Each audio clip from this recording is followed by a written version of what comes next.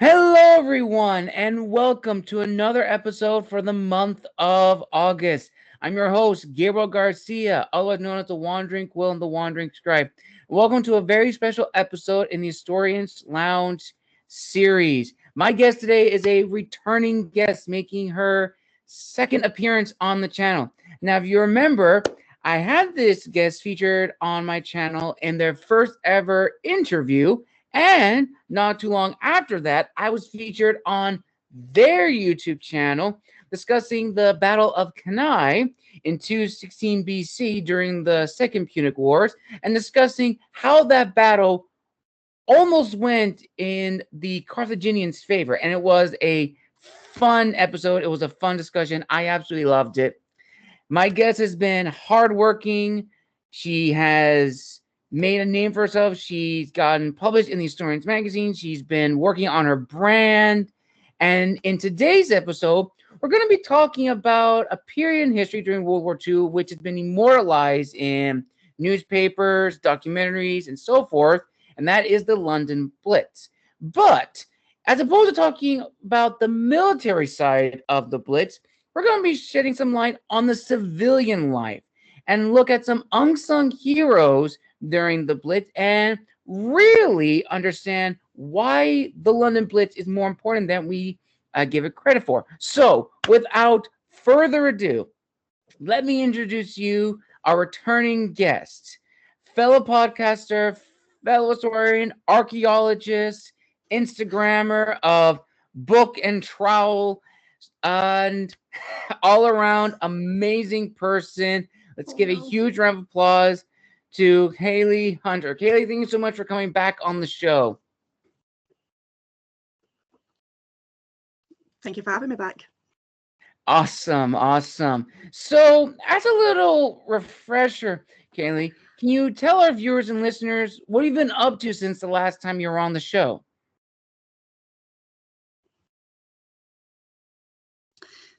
So the last time I was on your show, I need to think back when that was actually, because since then I've done some stuff for my job. So I work in a museum, a variety of museums. And so for one of the things I was doing with them is I went to the fossil festival recently. I don't have expertise at all. I'm not a paleontologist, but environment. So I've done that recently. In my own personal life, I have had some very wonderful guests on my own podcast, as you've just mentioned. You were one of them. I've been very, very brave. I've actually been emailing people, so I should have a lot more episodes coming for my third season. So I'm very happy about that. Nice. And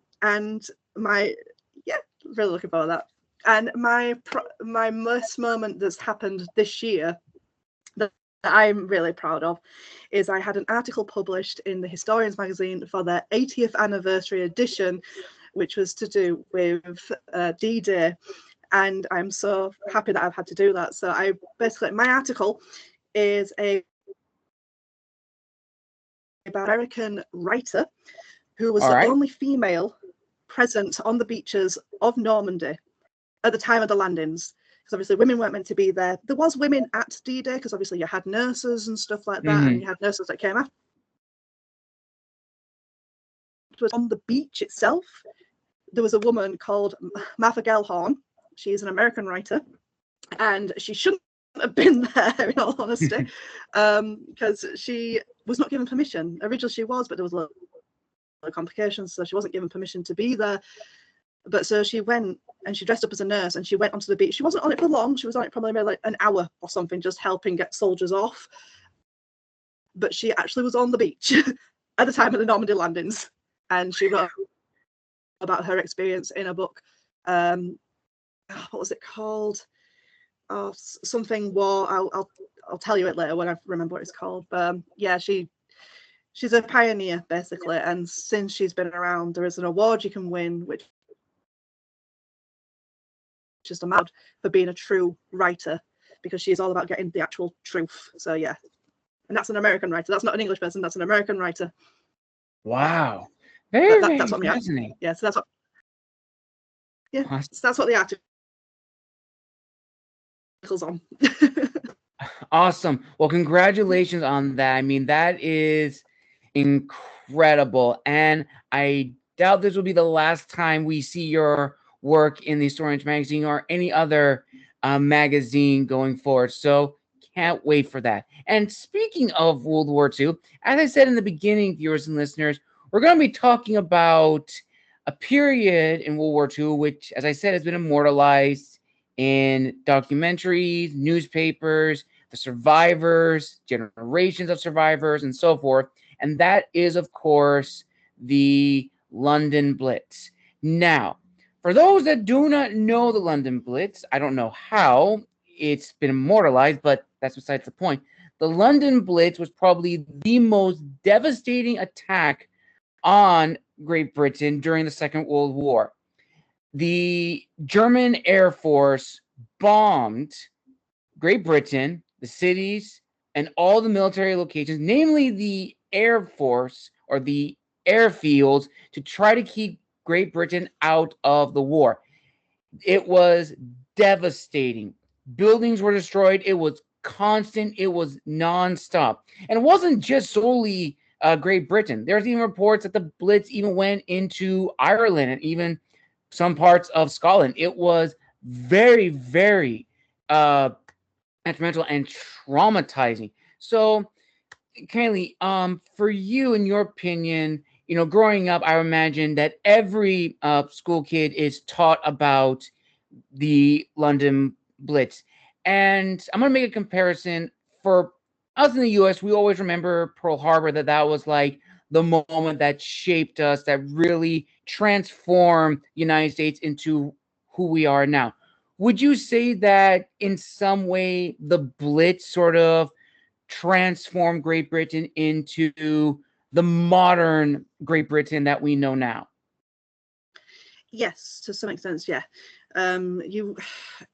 It's gotten to the point where it's very unhealthy. Like, a lot of people, the thing about the Blitz is it gets very heavily romanticized, and they always focus on how we all banded together to fight a common enemy. And there's not wrong, that did happen, but there was also a lot of other things that happened behind that as well. So it wasn't all wonderful, like, yay, we're all going to band together, our differences aren't a thing no more. It wasn't as clean cut as that. But the way it's represented in media and films and stuff, it's always represented like that. But the reason why they're represented like that is in order to keep you going. If you told the truth of what was going on, then people would just give up. So you've got to kind of go, we're doing so well, we're so great, to be able to keep pushing people forward. And it has gotten to the point now where people, even during the pandemic, were going, oh, but in the Blitz, we could go to the pub. Why can't we go to the pub now? It's like, it's a totally different thing, but sure. So yeah, the Blitz, it's one of those things where we do hold on to it and we go, we fought in the Blitz, we survived the Blitz, we can survive anything. And it's been like that ever since. Really? Yeah, it's one of the, I think Britain is the only country that overly romanticizes this time in history. Like, every other country kind of goes, yeah, that was a thing, that happened, we mourn our losses, it was devastating, we're moving on. Whereas Britain's like, no, we survived the Blitz, we must hold on to this. It's like, damn. Really? So Yeah. let's actually now talk on, like the civilian side, because I definitely feel the civilian life, has it's always been, depicted in like media and film, is, rubble was destroyed, people trying to go about their daily lives, trying to, try to find some normalcy. So in your research and just reading about this period, what if sort of shocking thing come about in sort of reading about like the lost history of the London Blitz? Well, that's all true as well. Like, the way they represent it in films is like, yeah, you've got to keep going. You're in a situation where you have two options, and it's the same with like modern warfare as well. You have two options. You either suck it up and just keep going and try and not let it affect you too much, or you let it make you crumble. Those are your two options. So it makes perfect sense that people would just carry on going about their life. There's loads of photographs from that time of like people being in a library that's been blitzed, but they're still there getting books from the library. Right. It's really lovely, the fact that you just keep going because you have to, otherwise, Right. you know, what's the point?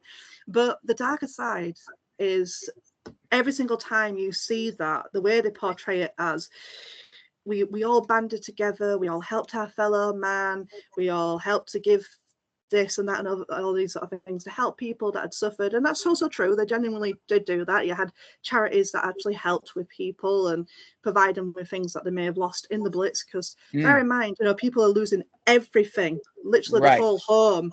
So there were these charities and stuff that did actually help with that. But what we don't ever see, because again it's the dark side and it's not positive, is people took advantage of the Blitz.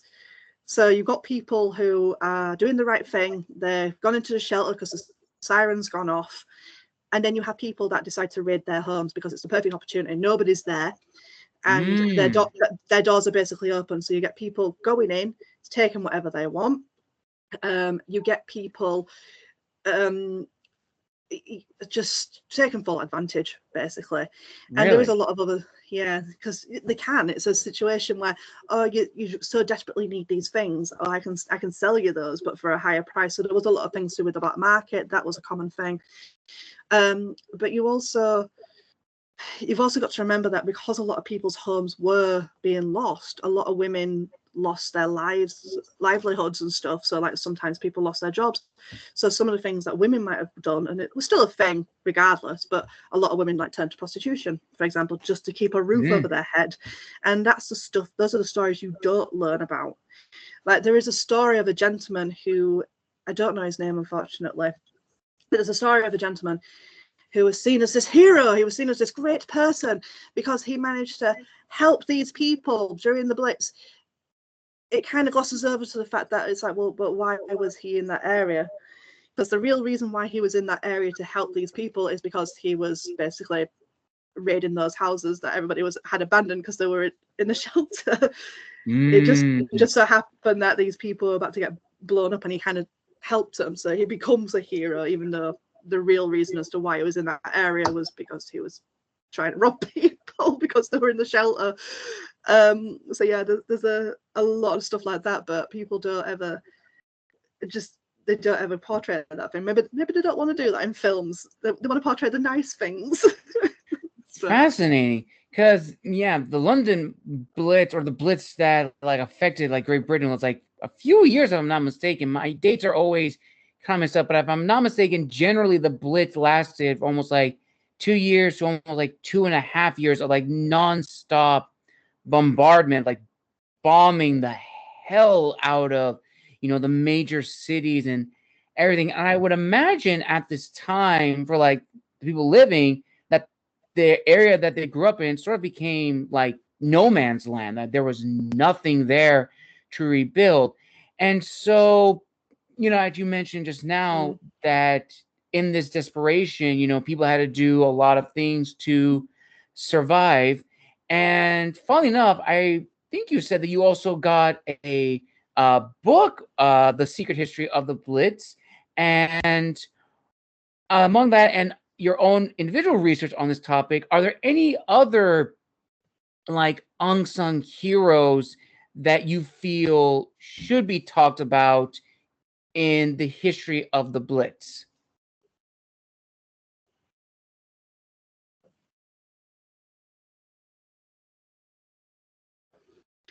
I haven't actually researched into people as such. I've focused more as an overview.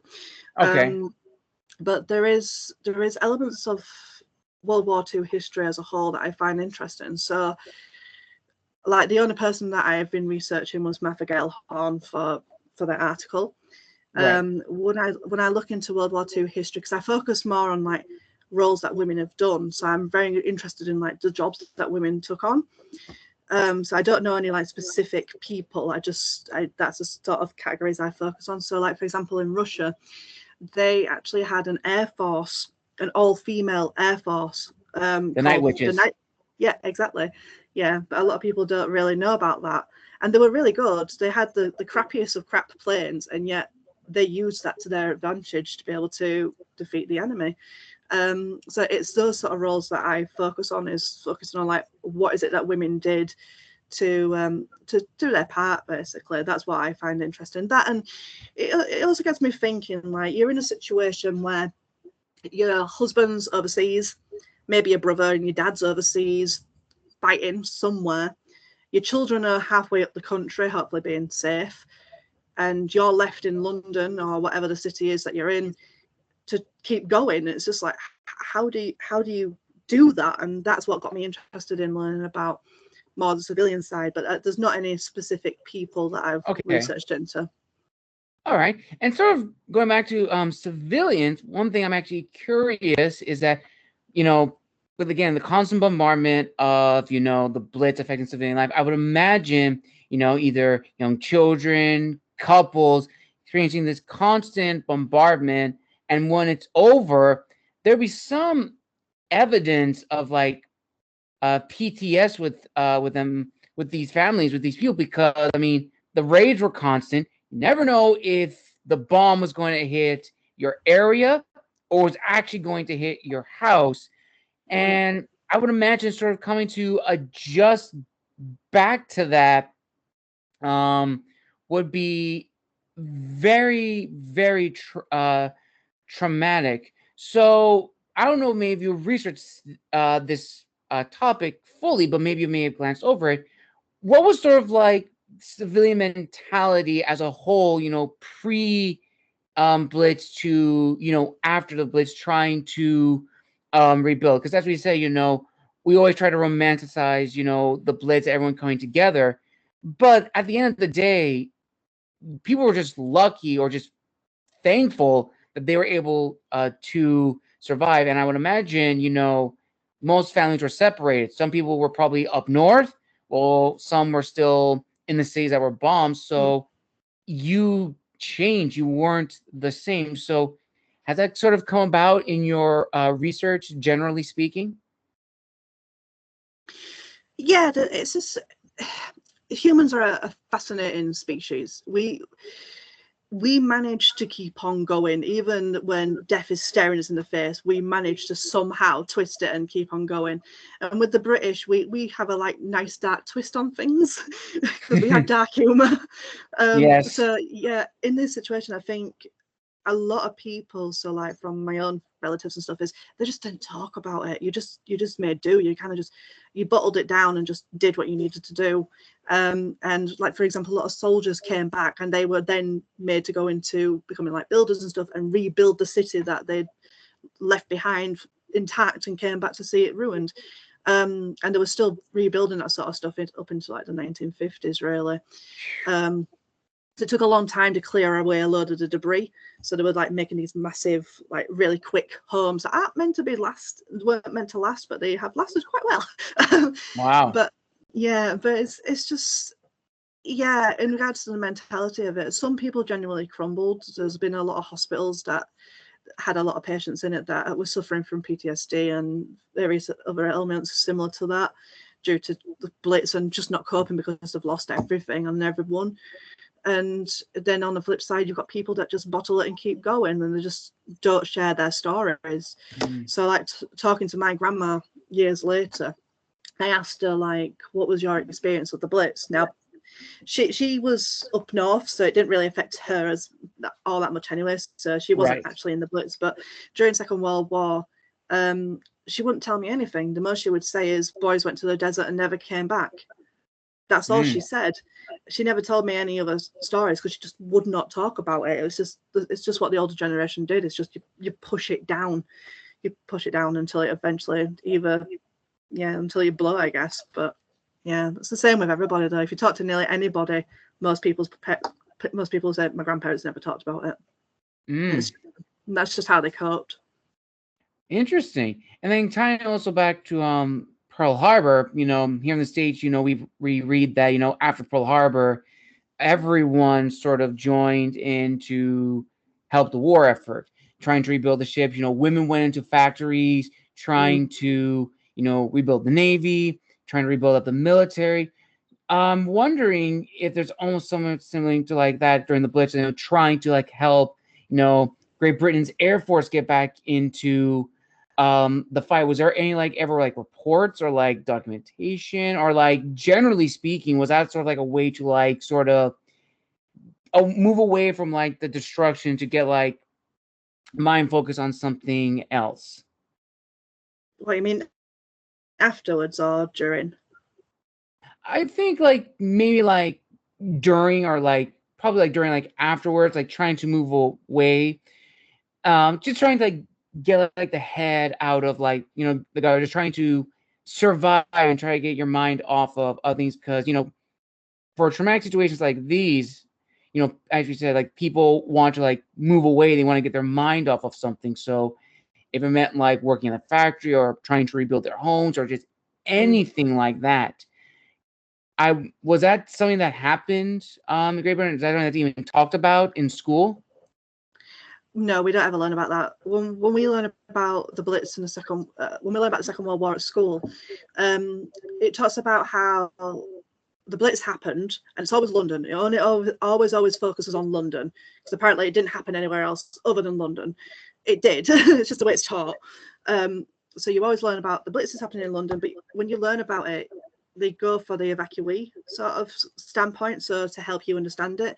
So you've got to imagine what it'd be like to be evacuated from a city and taken away from your family and stuff. And that's what they make you focus on, is the more the evacuee side of it, rather than what goes on. So you don't really know much about what parents and stuff did, because that wouldn't resonate with a child anyway while you learn about it. Because you tend to learn about the Blitz in about year 5 or 6. So you're about 11 or 12 by the time you're learning about this. Maybe about 10, but so this is why it focuses primarily on the children's side of it. But yeah, in regards to the sort of roles that women did, is they did every single role you can think of, absolutely every single role. They were in the factories making the bombs, making parts for planes and stuff. They were on the land, so they were known as land girls, and they would work the land to provide food for the country. You'd had lumberjills, so they were the ones that would cut up the wood that was needed for like trains or whatever. You had women that were part of, oh god, I can't think of the words now. But there was women that were part of the Air Force, kind of building the plane side of it. There was women that were voluntary, and they would help just like provide shelter and food for people who had been blitzed. There were air raid wardens, there was nurses, obviously. So every single role you can think of, women were doing, and even the more mundane roles that you don't think, because again, when you see about the Blitz portrayed in media or films and stuff, they never talk about the standard stories as well. So things like shop owners, you still had to have shops, so you still needed people to run shops. You still had people running libraries. You had women running the trains. So all the things that you won't think about, because it's everyday stuff that you needed. Like you still had teachers. You still, So there was loads of women doing these roles. And there was actually a story of a woman who was in Ireland, and she was a weather reporter. And apparently if it hadn't been for her, then D-Day would have been completely different. So she actually registered the weather, what was going on around the time of when they wanted to launch the Normandy attacks. Really? Yeah, and they found out that the weather just didn't line up properly. And she explains this, and because she didn't register anything, she was just like, I was just told to write about the weather, and suddenly it had an impact. Because by them looking at that and checking it, they were actually able to go, actually, we'll do it tomorrow, around like on the 6th. Of June, rather than say like the 5th or the 7th or something. So yeah, she was able to help in that small way. She probably didn't realise the impact. It was just more that I was reporting the weather. I was looking at the weather reports and writing it up. That's all I did. But it's all those sort of jobs that you just don't think about that they took part in. And yeah, those are the sort of stuff that women did. And after the war as well, a lot of women did actually keep on working in the factories as well, because unlike the First World War, when women were basically told to go back to the kitchen I guess. This time we're like, no, we like having a job, we like having a wage, we're staying. Yeah, a lot of women did actually stay in the factories, obviously making different things. I think it started turning to more stuff like going to more like motor vehicles and what have you and stuff. Right. But yeah, you had a lot of women that would stay in these sort of jobs because they were adamant that they wanted to keep earning a wage. So yeah, it is very much similar to like here in the States where, Pearl Harbor, everyone was working in the factories. And yeah, to your point, when the war was over, it's like, we kind of like working in the factory. We like having a job. We like getting a paycheck. We like these government jobs. So it is really fascinating because, we always look at the Blitz from, military side. And then, of course, the evacuees side. But we really never really consider, the day-to-day life of people that had to survive the Blitz because, as we said, viewers and listeners, unlike Pearl Harbor, which was a one-day occurrence, a traumatic one-day occurrence, the Blitz lasted for, if not 2 years, and correct me if I'm wrong in the comments, but it lasted a lot longer than what people originally thought it was going to be. They thought it was going to be like a one-time attack. No, they wanted to bomb Britain into submission to take them out. And going back to London, in your opinion, why do you think, it's only focused on London? That, reports always say, oh, the Blitz always bomb London, when in other accounts, the Blitz was everywhere in Great Britain, not solely just London. So what do you think is sort of like the reason behind that from your research and standpoint? The reason why London is the main focus is because that was the main capital of England. So it was the main place that Hitler was full on targeting. So that got a lot of blitzing. And it was a nightly thing for about 2, maybe 3 years at a push. They did eventually ease and start to stop because by 1945, I think it was, they started doing, sending doodlebugs, which is a V1 and a V2 bomb, and basically it would go and then drop, and you knew that the moment the engine cut out, you knew it was going to drop. And they started introducing that, but that was near the very back end of the war. And because it was the back end, it didn't have the impact that the Germans wanted because they left it so late. If they'd done that earlier, then Britain would have been on their knees, sort of thing. But because they did it so late, because they just wanted it to be perfect, it didn't have the impacts that they wanted. It caused a lot of devastation, not going to lie, but in regards to trying to make Britain crumble and be like, yes, we now own you, they did it too late. But yeah, but one of the reasons why London is the main focus is because it is the main capital and it got the most damage. But there is places up north as well that people don't ever learn about. So like Manchester got hit, Hull got hit, and Hull actually didn't get any care at all. Whereas London got given a lot of money to rebuild it, Hull didn't.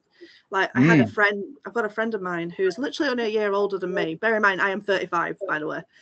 So he's only a year older than me, and he was playing on areas that have been hit by Blitz in the 90s. Really? That's how much money did not go to places like Hull, because the further up north, it just didn't matter. But yeah, places in Scotland, I think Glasgow was one of the places that got hit as well. So anywhere that's near like a port sort of kind of city, they're the ones that tended to get hit. Really? And I would imagine, with the constant bombardment, the people, generally speaking, would have been like so tired of the Blitz. Like, what are you guys doing? Like, how are you going to stop this? And from any, circumstance or from any position or any fabric of history, the Blitz could have led to possibly a revolt from the English people to the English government saying, we're tired of this. You guys aren't doing anything to stop this. Maybe we should just, surrender. So did that discussion ever come about? I would imagine, thoughts probably emerge of like, we can't do this anymore. We can't survive, the Blitz, because as you talked about, you had schools, you had groceries, you had other outlets, but there's a war still going on. So all the resources, have to be divided between, the civilian population and the military. And of course, the military is going to get a little bit more because they're fighting against the enemy. Yeah. So why do you think, everyone just said romanticize, the Blitz and say, we banded together, when easily it could have gone the other way, where literally London and all the other places that were Blitz could have just led a massive overthrow of the government. Or maybe, Kay-Leigh, in your like talking with friends or family, did that discussion ever come about, or was it like a hush hush, like a very private thought kind of thing? People don't. I'm sure people did think that, and I'm sure people even tried to do that because originally, we were first. The first prime minister was a gentleman called Neville Chamberlain, and on the Yes. 3rd of September 1939, he told the whole of the Britain, "We are now at war with Germany," and he was our original prime minister, and he wanted nothing more than just to have it peaceful. He didn't want us to get involved, and in the end, he was kicked out of power basically. But I think he kind of went willingly as well. He just didn't want to have to deal with it. But having Winston Churchill come in onto the scene later, he was from a military Bulldog. background. Yeah, and by having him in charge, it's even if people did say to him, "Look, we should surrender," he was adamant that we were never going to. Like in one of his iconic speeches, it's not as epic as it is in his Darkest Hour, because in the film His Darkest Hours, he goes, "We shall never surrender." He doesn't say it like that. If you actually listen to the actual audio, he just goes, "We will never surrender." It's Yes. just very blasé.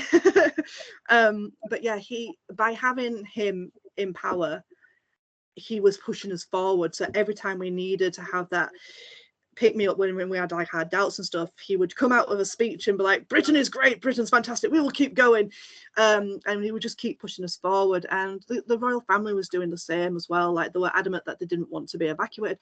The children were, but the king and queen, they still were in London. They actually got hit themselves, and they said that we are like the people in the East End now. We have been affected by it. In hindsight, from a modern perspective, it's like, no, you're really not. You haven't lost anything. You have a frigging palace and 5 more to go to. But the people have lost everything in the East End. But that's not the point. By doing that, it meant that the people were being seen, and so everybody around, like everybody at the top, were doing these things to make it like, we know what you're going through, and we're here with you. We are suffering just like you. And we are going to stand by you, and we're going to keep standing by you until this enemy is defeated. And so this attitude was what was pushing people. I'm sure a lot of people were like, "Oh, seriously, I just want it to go away. I don't want it to happen anymore. We're not getting anywhere." I'm sure people had these thoughts, but it didn't really go any further than a thought, because they just kept going. It might have been different if the war had carried on for 5, 10, however many more years. It might have started to dwindle, and people might have just gone, "No, I'm out." But if it hadn't have been for the Americans coming in at the end and pushing us, because we were doing really good, but you guys like did that final push for us. If that hadn't have happened, then maybe we would have been like, "No, we're out." Yeah, and I definitely think, as as a little tangent, going back to the First World War, the U.S. wanted to stay out of the European conflict, and of course, Great Britain was on the verge of sending boys to war because the adult population was, starting to be dwindle because the amount of manpower that was being sent was ridiculous. And, going now into the Second World War, we had the Lend-Lease Act with Great Britain sending over guns, supplies, medicine, everything. And then we, of course, got involved, in the European theater, and of course the Pacific. The Pacific was probably the biggest one because we were bombed by the Japanese Empire. We wanted to find the Pacific first and foremost. So it is, really, really fascinating, talking about the Blitz, because as we talked about numerous times, viewers and listeners, the Blitz, it was a very, very traumatic, one of the many traumatic events in the 1940s and the history of World War II, among many others. But definitely, it is the most romanticized. And while there is sort of, how am I going to word this right? Where, yes, we do have documentation where, like, the rally cry to, we will never surrender. We will fight them on the beaches. We will fight them in the air. That famous speech by Winston Churchill, sort of getting the people to rally, although it's like Winston Churchill's, not Winston Churchill, sorry, FDR's fireside chats for us in the States during the Great Depression, that comforting voice. Mm. And yes, there are moments where like we all band together, but there's also the other side that really doesn't get explored, which is equally important. But now I'm actually very curious where is maybe there's a reason that this history doesn't get taught. Maybe it may diminish or break the myth that the Blitz has. In your Yeah. opinion, Kylie, does that seem to be the case in the UK? Yes. Yeah. There is a massive belief that the Blitz was our greatest thing. It's not. It's a horrible thing. Houses were obliterated. People lost lives and homes and everything. But yeah, it's so ingrained into our ingrained into our DNA that Mm. because we survived the Blitz, we can survive anything, absolutely anything. And yeah, we hold on to it a lot in Britain, and we do a lot of things to do with war. We're always doing like war reenactments and stuff like that. I'm sure other countries do as well. But we seem to go like above and beyond with all the war related stuff. And we glorify it as like, yeah, we are Great Britain, we've survived this thing. And it wasn't like that at all. It's like, yes, we may do, yes, a lot of people joined organizations to help with this, that and the other, but the realities of it was you are living in fear 24/7, and you are probably going to have people that are going to probably have drinking problems. You Mm-hmm. are you think about when people especially in London, you know, when you are having to go into shelter, a lot of people were being sheltered in the underground, and it stunk because you're sharing it with multiple people, so it would Yes. stink of urine and excrement and sick and everything, and it's not a nice time. But same as when the Blitz was happening, the newspapers would portray it as this glorious thing. And again, just like I said, with like Winston Churchill doing his speeches, the royal family saying, "We're one of you, we've been blitzed." The media was doing the same thing. It was doing this all romanticized idea to keep you going.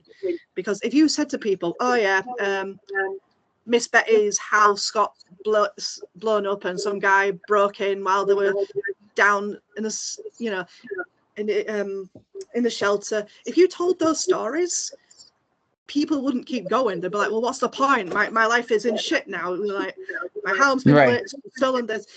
So you need. It was it was a time when you needed to kind of live in a little bubble and pretend everything was good, because otherwise you would crumble.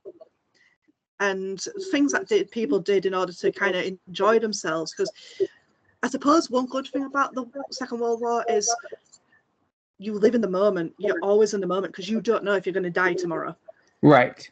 And so, you know, you do take risks. You do go dancing and get drunk and go to the theatre and all these things you would do. Like the amount of women that when the Americans started coming over, you had a lot of the women that would, well, safely, you know, dancing with the GIs and stuff, which is fine. But then you'd have a lot of women that would get pregnant by the Yes. GIs, and you get a lot of women who Yes. would go off and get married to them and stuff. So yeah, you've got to understand it's a completely different world. You don't know if you will die tomorrow. You don't know, like, if you've not heard anything from your husband that went overseas and you've not heard anything for months, you don't know if he's still alive, you know. And it's a very much survival of the moment time.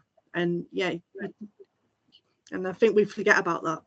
Definitely. And I also, again, making the connection to Pearl Harbor, that it is sort of like the moment, like one historian that I remember chatting with, about, World War II, and it's about Pearl Harbor. And it's like, well, why is it, among the many reasons, why do you think it's significant? And he said was because we made sure that it never happened again. And he was specifically talking about, the attack on our Navy. And that we sort of made like in a way, a brand, to use a better term, which is do not touch my boats, else you'll face the wrath of the United States. And there have been so many videos that, make jokes of this because, at that moment, that was the first time someone actually took a shot at the United States. And as it's said, of course, in, movies, documentaries, we have awoken a sleeping giant. And in the case we were awoken, the United States mobilized to become a major superpower. I mean, we were already a superpower by the dawn of the 20th century, but Mm, Pearl Harbor truly established, the United States as a global superpower. And I guess going to the Blitz again, I guess some people would argue that the Blitz was sort of almost like, again, to use the best way I can, a wake up call in a way like the Blitz, some could argue, show that Great Britain wasn't truly gone. That mm, after the First World War, after everything, Britain is still going to be here. You can yeah. throw everything at us, you can bomb us, you can attack us. We are not going anywhere. We are one of the oldest nations in Europe. We're not going anywhere. So I can imagine that also kind of played into the romanticizing the Blitz, this very traumatic moment. Yeah. And sort of like as a final discussion, Kay-Leigh, do you feel that it is important to talk about, the other side, the darker side of the Blitz, and it shouldn't be seen as, you know, what's a good word, that it doesn't sort of break away like the nationalist pride that Great Britain has around the Blitz, the romanticizing myth about it, that it's just another aspect to explore, that it wasn't just solely this, Mm. but this happened and it is important to the discussion. Yeah, I think people they need to know like what it actually was like, because we're generations apart from it now. Like I didn't experience it, I wasn't there, and Right. I hope I'm never going to be in a situation like that. I'm never going to know what it was like to be in a war torn area. But it's just, yeah, we need to stop. We can be proud for our country that we managed to survive this and keep going, because we are a strong country when we put our minds to it. But we need to stop romanticizing this one particular moment and say this is what made us. It's like, no, we've fought things before and we've won. We fought in the First World War overseas and we won.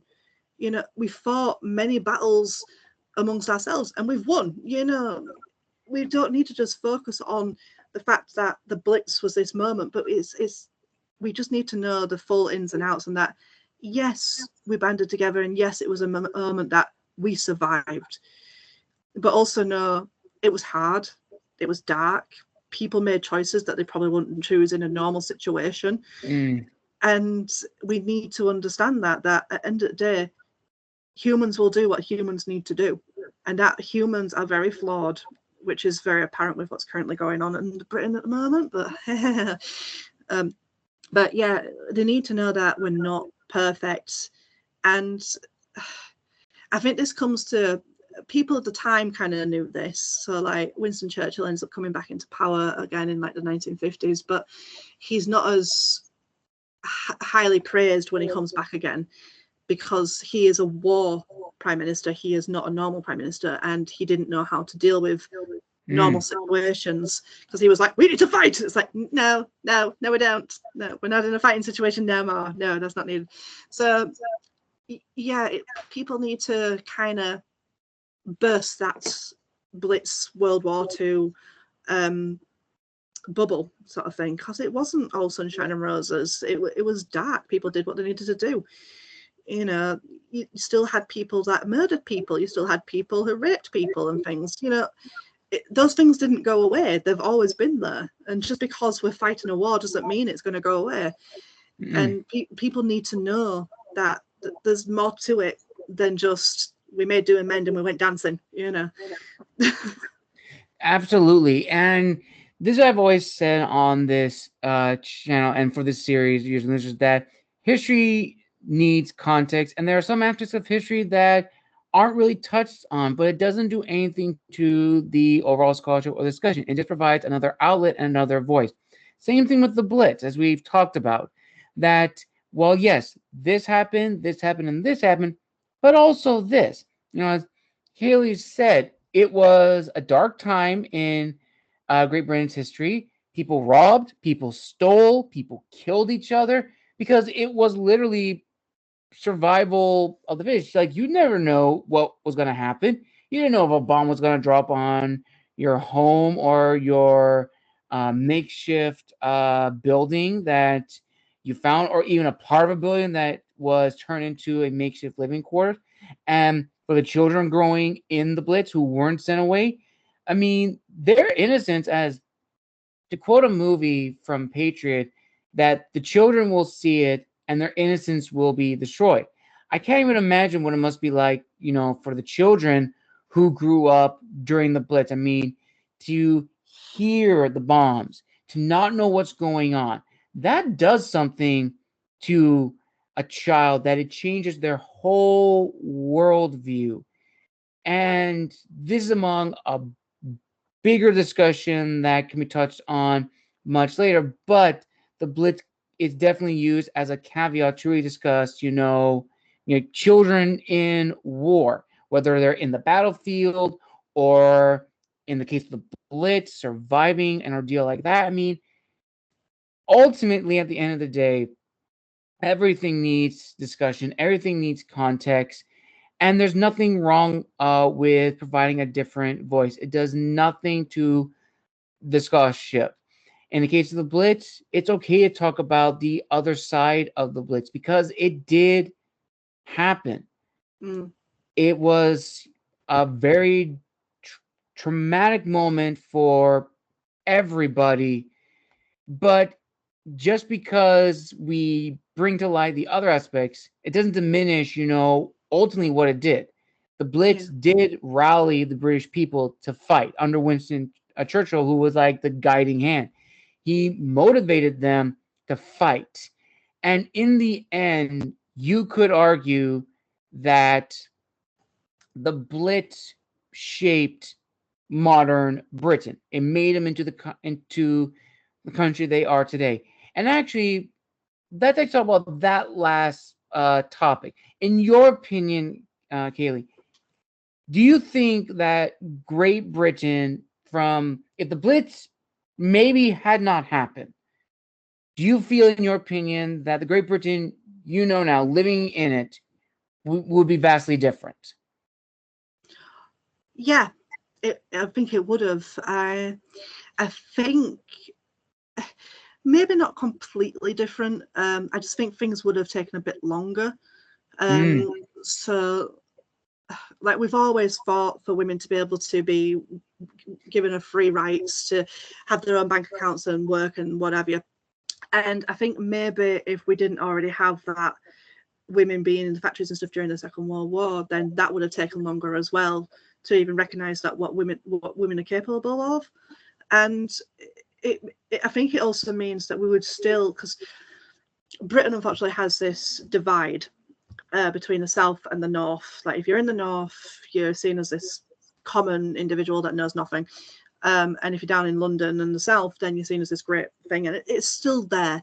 But I think it would have been even stronger if people hadn't had children evacuated up here who have now experienced what it's like to live in the countryside and stuff. And you had pregnant women that were evacuated as well up into a world that they might never have heard of before. And so I think that might have been a bit stronger as well if there was never that divide. The war making them be evacuated. So I think there is a lot of things that probably would be a lot different if the war hadn't have happened. We would never have been part of Europe either, because we had an agreement with Europe, because after the war and stuff, we started working with them and having an agreement and other things as well. So a lot of the stuff that we have today that people take for granted, so like the National Trust, that the fact that we have a national hospital, that wouldn't have existed, because that didn't exist until after the Second World War. Because all those sort of things started being put into place afterwards. It was all focusing on the people and what the people need, and it's possible that probably would never have happened if we didn't have the Blitz. I'm not saying that the Blitz propelled that, but it could have done. And so it's possible that all those things that we take for granted now probably would not have existed. Again, this is why it's important to talk about history, viewers and listeners, because like these what ifs could have come into existence in one shape or form. But, we never know unless we look at the history and see what isn't it telling us. What are the other aspects that we are not exploring? And that will be a discussion saved for another time. So, thank you, viewers and listeners, for joining us for a very special episode of the Historians Lounge series. Again, a huge thank you to Kay-Leigh Hunter for coming on the show and talking us about the Blitz and providing her own insight onto the civilian life, an aspect that really doesn't get explored in the discussion of the Blitz. So, Kay-Leigh, thank you so much for coming back on the show and providing your insights on this topic. Where can people find and engage with you on social media? And do you have any upcoming projects you would like to share? So I have a YouTube, Instagram, and TikTok account called Book and Trowel. It's a little white symbol with a book and a trowel at the top of it. I cover all sorts of different things to do with history, and I do a lot of little videos about stuff as well from all various periods.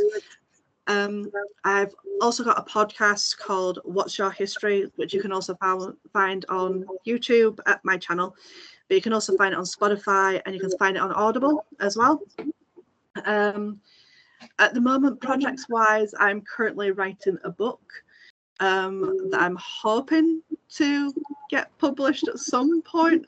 I'm not at that stage yet, but I am currently doing some research for a book, not about the Blitz.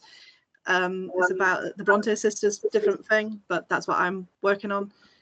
I'm also doing other things as well, like I've been doing research into Vikings in West Yorkshire, because I'm from West Yorkshire.